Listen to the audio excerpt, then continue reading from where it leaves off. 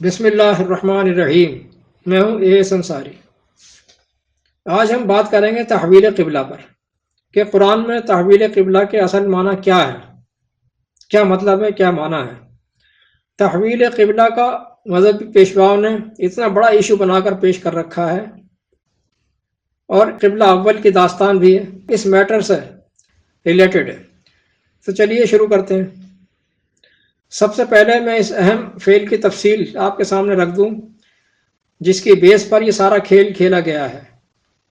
یہ فعل ہے واللہ یولی تولیتن، باب تفاعل سے۔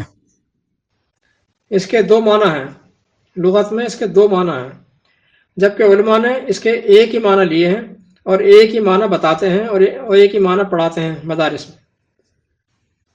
نمبر ایک، اس کے معنی ہے پھیر دینا، پلٹ دینا، پھیر دینا، پلٹ دینا۔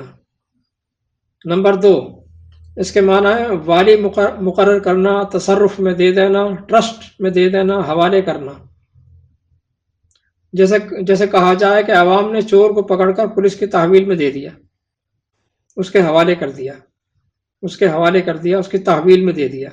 دیکھیں، قبضے میں دے دینا، تحویل کے معنی قبضے میں دے دینا۔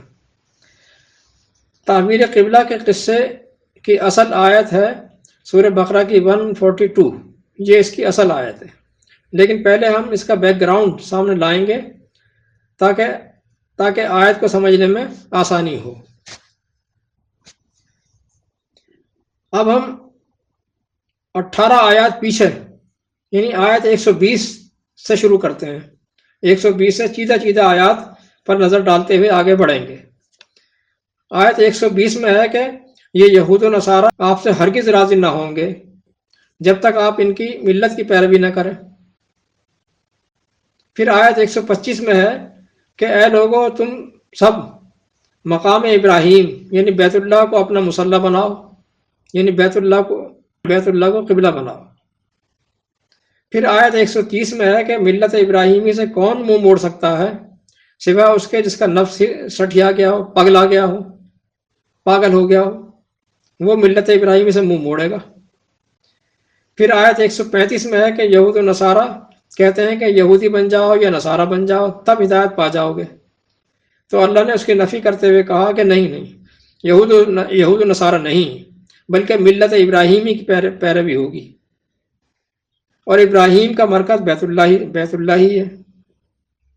پھر آگے آیت 145 میں قرآن نے دو ٹوک بات کر دی، دو ٹوک الفاظ میں بیان کر دیا کہ اے رسول، اگر آپ ان اہل کتاب کو ساری آیات بھی دکھا دیں، بتا دیں، ما تبعوا قبلتک، تو یہ تیرے قبلے یعنی بیت اللہ، تو یہ تیرے قبلے کی اتباع نہ کریں گے۔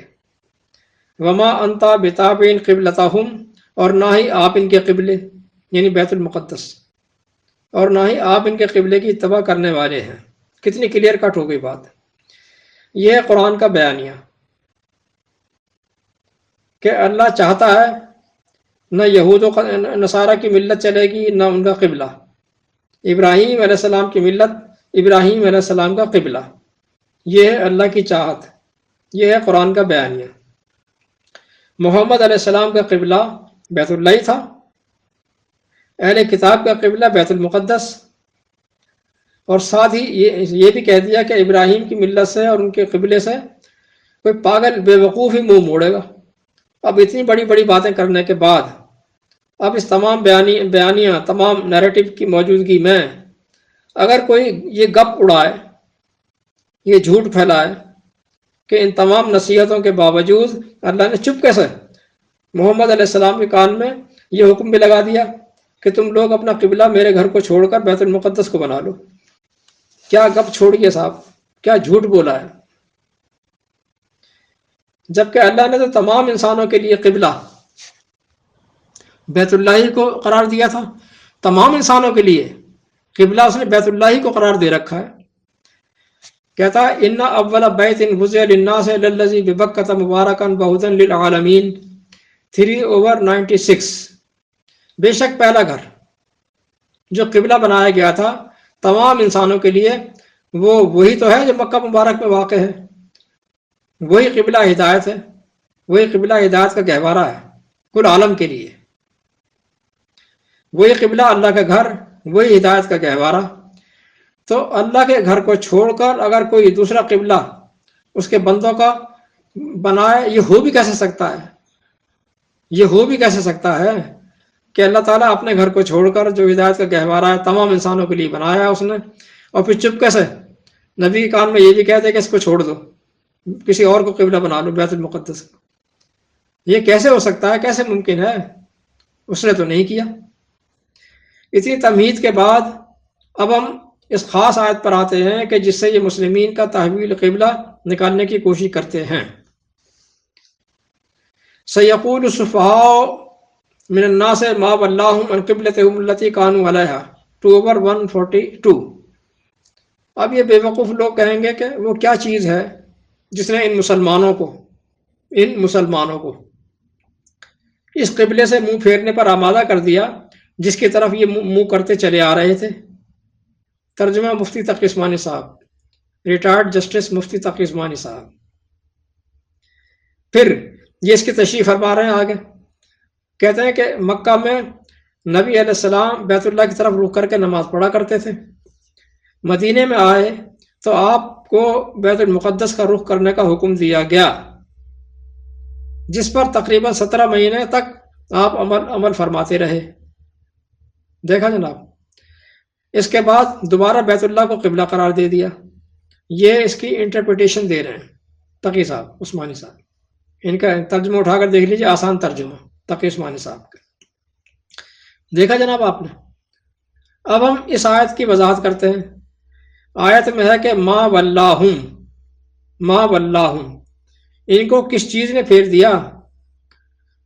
ترجمہ کر رہے ہیں کہ مسلمانوں کو پھیر دیا، ترجمہ کر رہے ہیں کہ مسلمانوں کو پھیر دیا۔ قرآن میں تو صرف ہم کی ایک ضمیر آئی ہے، پروناؤن آیا ہے، ان کو۔ اب دیکھنا یہ پڑے گا کہ ان کو کن کی بات ہو رہی ہے؟ یہ آپ سے کس نے کہہ دیا کہ مسلمانوں کو پھیر دیا؟ مسلمانوں کا قبلہ تو تبدیل ہوا ہی نہیں ہے۔ محمد علیہ السلام کا قبلہ تو شروع سے بیت اللہ ہی تھا، اور آپ کا خاندان تو اس کا متولی تھا، ٹرسٹی تھا۔ اور تمام مکے والوں کا قبلہ بھی بیت اللہ ہی تھا، چاہے وہ مسلم ہو گئے ہوں، چاہے ہنوز مشرکین میں سے ہوں، قبلہ ان کا بیت اللہ ہی تھا۔ اور مدینہ آ کر بھی قبلہ تو وہی رہے گا نا، کیا کہیں ٹریول کر کے کہیں جا کے قبلہ تبدیل ہو جاتا ہے؟ وہی قبلہ تھا ان کا۔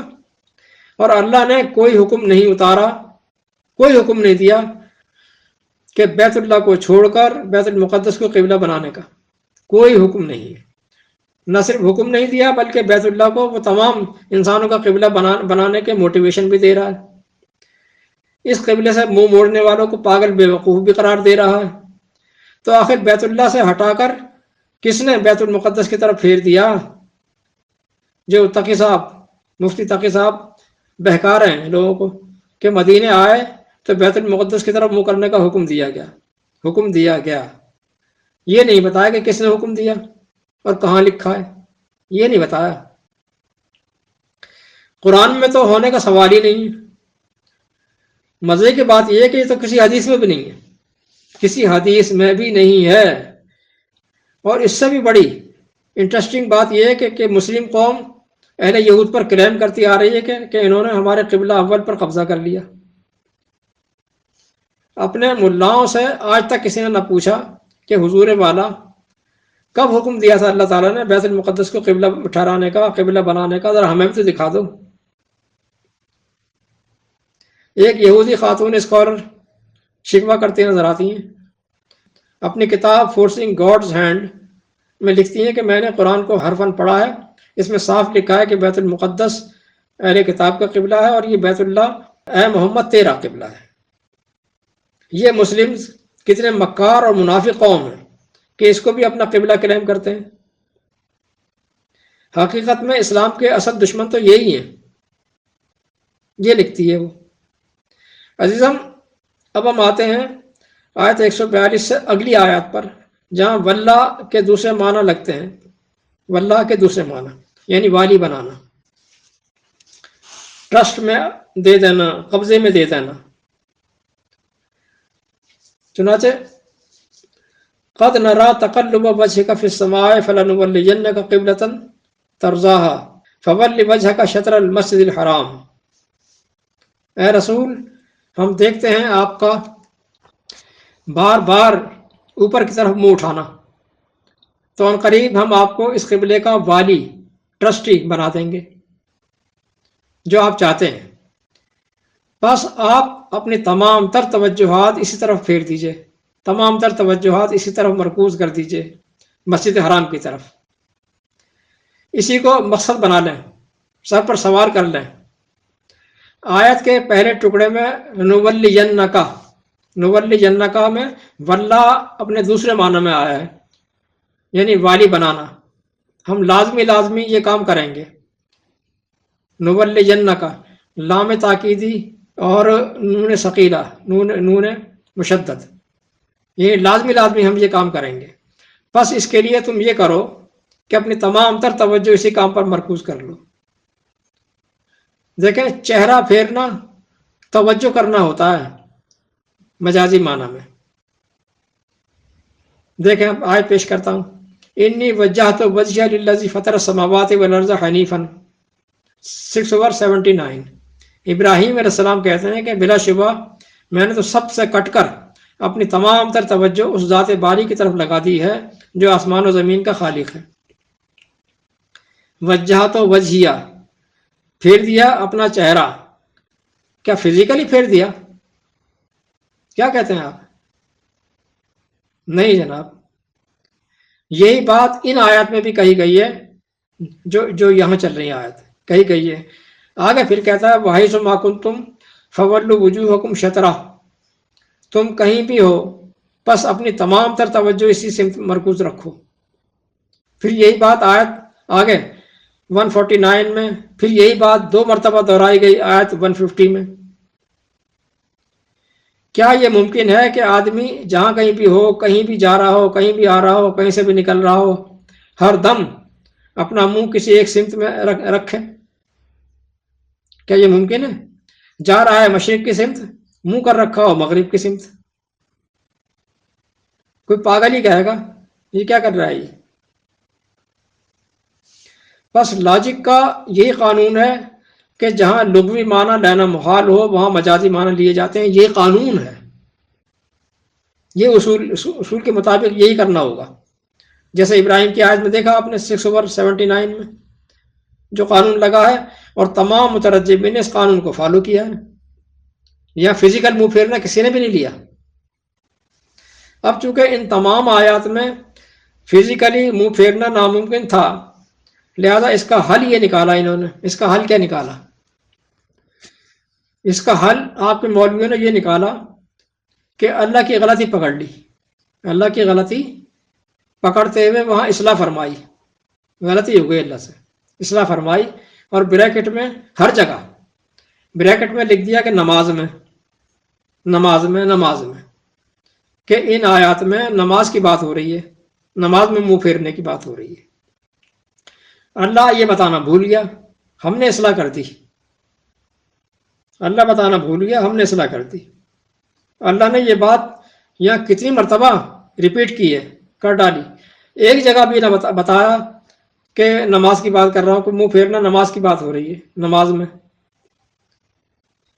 آپ نوٹ کرتے جائیں کہ کہاں یہ چپ کر کے فراڈ کرتے جاتے ہیں۔ میں تھوڑی توجہ دلاتا ہوں۔ فراڈ نمبر 1، قرآن کے بیانیے کے خلاف ما واللہم میں ہم کی ضمیر پھیر دی مسلمین کی طرف، جبکہ قرآن کی روح سے وہ مراجعت کرتی ہے اہل کتاب کی طرف۔ فراڈ نمبر 2، چپ کر کے یہ جھوٹ بول دیا کہ اللہ نے حکم دیا تھا حضور کو بیت المقدس کی طرف منہ کرنے کا۔ فراڈ نمبر 3، اللہ نے کہیں نہیں کہا کہ نماز میں منہ پھیرنا ہے، انہوں نے ہر جگہ نماز اپنی طرف سے چپکا دیا۔ فراڈ نمبر 4، لاجک کے اصول کے مطابق کانٹیکسٹ کی روح سے چہرہ پھیرنا مجازی معنی میں آئے گا، میٹافوریکل معنی میں آتا ہے، انہوں نے اسے لغوی معنی میں، لٹرل معنی میں لے لیا، یہ اصول کے خلاف کیا۔ یہ میں نے سرسری سے فراڈ نکالے ہیں، ہلکا ہلکا ہاتھ رکھ کر.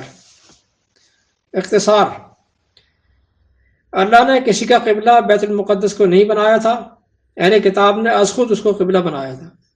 اور اہل عرب کا قبلہ تو تھا ہی بیت اللہ.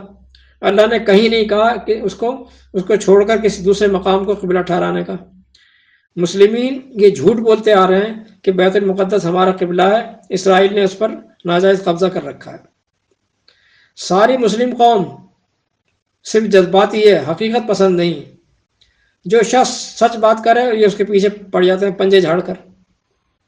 دلیل سے بات کرنا تو ان کو آتا ہی نہیں ہے، سیکھا ہی نہیں ہے. حقیقت یہ ہے کہ یہ کتاب قرآن کریم اللہ کی عظیم ترین کتاب ہے، سچی ترین کتاب ہے. اور مسلم قوم جھوٹی، کذاب، منافق.